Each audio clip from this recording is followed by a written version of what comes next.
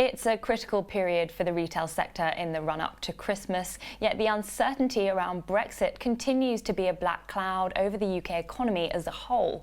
My next guest has just released a new report analysing the impact of Brexit on the retail sector. Joining me now is Richard Lim, CEO at Retail Economics. Richard, good to see you. Hi. Now, this is the fourth in a series of reports, like you just told me, but I just wanted to get a sense of what the sort of economic impact that we've seen on the retail sector so far, because we know that this is a sector that's been troubled for a whole host of reasons. Sure. How do you kind of separate that from Brexit, and what really has been the impact when we think about the referendum? I guess for most retailers, they're approaching it from two views. Of course, what we've got is this heightened level of uncertainty.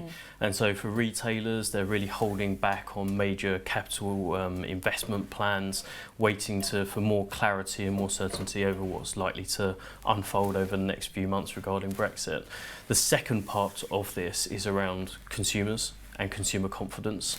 And so the research that we've conducted essentially shows that consumers are really worried about Brexit. They're worried about the impact that it's going to have on inflation, the cost of living, and so what we're seeing is them holding back on purchasing big ticket items. So mainly through big ticket items, do you think that it'll likely show through when we get those Christmas sales figures?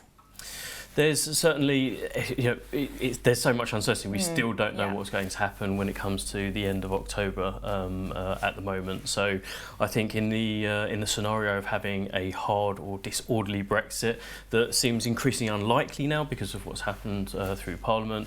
But it's still a risk. There's still a possibility. And so if there was a disorderly Brexit, some of the latest projections show a big, significant shock to the economy.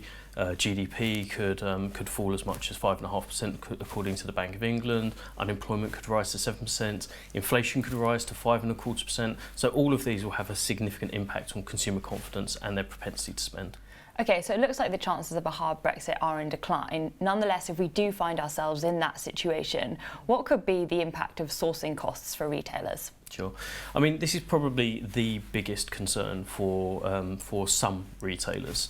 And so we did this piece of research that showed if the UK dropped out of the EU without a deal, then on WTO terms, the impact of sourcing costs just from the EU would rise to about £2 billion, could rise to as much as £2 billion.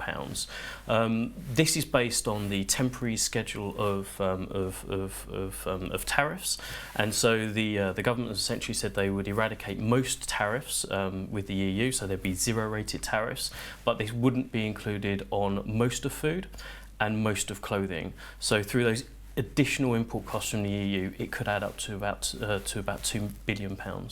So you obviously work closely with a lot of retailers. I mean, what's your sort of temperature on what's keeping them up at night? What's really the main concern among that group?